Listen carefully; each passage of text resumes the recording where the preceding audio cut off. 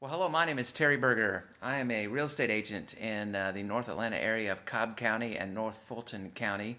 And I'm a real estate agent that shoots his own photography. When I ordered the 5D Mark III, I was really curious about the HDR function and the HDR mode.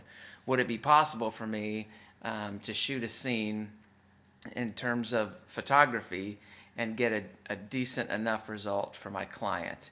Behind this shoulder over here is a painting, and I had pretty good light when I did this earlier, pretty good natural light, and I shot ambient, no flashes, no strobes, and so I set the HDR up for automatic, and then this is the result I got on set number one. Let's take a look.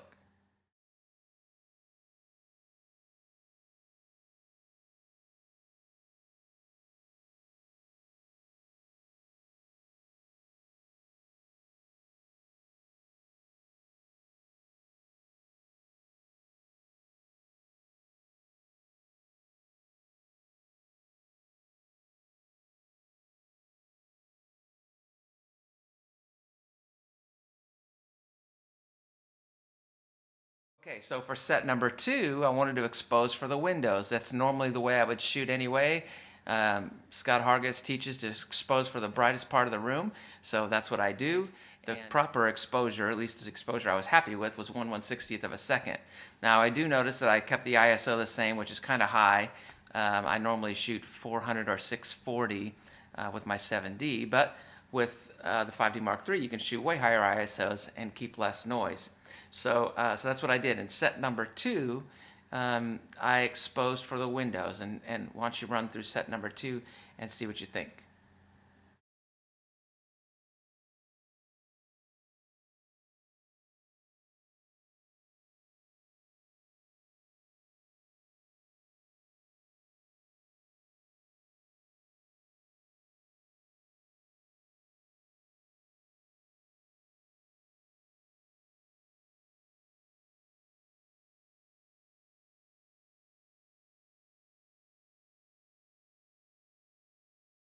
So the results I found were better in set number one than set number two, where in set number one, I exposed for pretty much the ambient light in the room. I focused on a corner that gets probably average to below average light.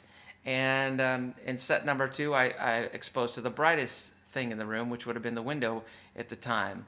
And so I found that when you expose for the darker section of the room, or average to below average ambient light, that ended up achieving a better result in set number one.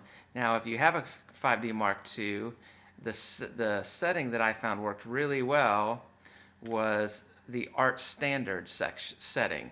There are 5 settings. There's natural, art standard, art vivid, art bold, and art embossed. The last 3 I don't think work well at all, but natural or art standard seemed to work well based on this little test. So anyway, I hope you enjoyed it.